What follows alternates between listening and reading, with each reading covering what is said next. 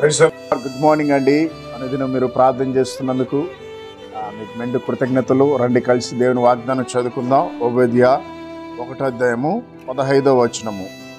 అప్పుడు నీవు చేసినట్టే నీకు చేయబడును, నీవు చేసినది నీ నెత్తి మీదకి వచ్చును. ప్రియులారా, నీవు చేసినదే నీ మీదకి వచ్చును, నీ నెత్తి మీదకి వచ్చును.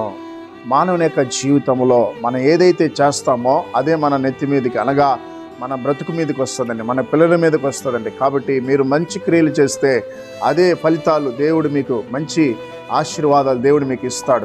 మీ ద్వారా మీ పిల్లలకి ఇస్తాడండి. అబ్రహాము నీతి కార్యాలు చేశాడు, దేవుని యందు భయభక్తి కలిగి ఉన్నాడు. అతన్ని బట్టి తన యొక్క సంతానాన్ని దేవుడు ఆశీర్వదించాడు. కాబట్టి ఉదయకాల వాగ్దానం వింటున్న దేవుని బిడ్డలారా వినండి. ఒకవేళ మీరు అనుకోవచ్చు, అరే ప్రార్థన చేసుకోకపోతే ఏముందిలే, చర్చికి వెళ్ళకపోతే ఏముందిలే, తాగితే ఏమవుతుంది అని మీరు అనుకుంటున్నారు. ఒకవేళ అక్రమ సంబంధం కలిగి ఉంటే ఏమవుతుందిలే, దేవుడు ఏమైనా శిక్షిస్తాడా అనుకుంటామేమో. జాగ్రత్త, నువ్వు చేసే పనులే అది నీ మీదకి వస్తుంది. ఒకరోజు అది మింగేస్తుందండి. ఒకసారి ఏమైందంటే, ఒక అతను బాప్తిసం తీసుకొని కూడా కొద్ది రోజులు చర్చికి వస్తా మళ్ళీ ఏం చేశాడంటే చెడు స్నేహం చేసి తాగడం మొదలెట్టాడండి. బాప్తిసం తీసుకున్నాడు, ప్రభువులో పాల్గొంటాడు, చర్చికి వస్తాడు, రహస్యంగా వెళ్ళి తాగుతాడండి. అయితే ప్రభు నాతో మాట్లాడి అతనికి హెచ్చరిక చేశానండి. అయ్యా, చేస్తున్నది తప్పు, నువ్వు దేవుని బిడ్డవి, అలాగా తాగకూడదు, దేవుని యొక్క బిడ్డగా నువ్వు బ్రతకాలి, పరిశుద్ధంగా ఉండాలని చెప్పినప్పుడు ఆ మాటని వినేవాడు కాదండి. కొద్ది రోజులు అలాగనే రహస్యంగా చేస్తూ ఉన్నాడు. అయితే ప్రియులారా, అతనికి సడన్గా ఒక అనారోగ్యం వచ్చిందండి. ఆ అనారోగ్యాన్ని బట్టి చివరికి అతను చనిపోయాడు. ప్రియులారా, అతను చేసిన పాపాన్ని అతని మీదకి వచ్చిందండి. నువ్వు నీతి కార్యాలు చేస్తే నీతి ఫలాలు నీ మీదకి వస్తుంది. పాపం చేస్తే పాపపు ఫలాలు నువ్వు అనుభవించాల్సి వస్తుంది.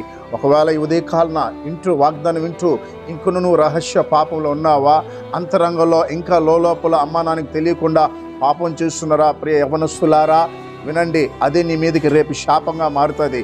ఒకవేళ భర్తకు తెలియకుండా ఇదిగో అక్రమ సంబంధం కలిగి ఉన్నావా యవనస్తురాలా, సహోదరి, ఇదిగో ఇదే నీకు నీ జీవితాన్ని నాశనం చేయబోతున్నది. ఇదిగో నీ భార్యకి తెలియకుండా, నీ బిడ్డలకి తెలియకుండా, ప్రియ సహోదరుడా, నువ్వు అక్రమంగా బ్రతుకుతున్నావా, ఇదిగో అక్రమ సంబంధము, అక్రమ జీవితమే నీ యొక్క జీవితాన్ని నాశనం చేయబోతున్నది. కాబట్టి మేలుకో. దేవుడు నిన్ను హెచ్చరించినప్పుడు, దేవునితో మాట్లాడినప్పుడు నీ జీవితాన్ని సరిచేసుకో. ఉదయకాలన ఆయన సన్నిధికి రా, పశ్చాత్తాపడు, పరిశుద్ధంగా దేవుని యందు నీతిగా భక్తిగా బ్రతకడానికి ఇష్టపడితే పరిశుద్ధాత్మ దేవుడు నీకు కృప చూపిస్తాడు.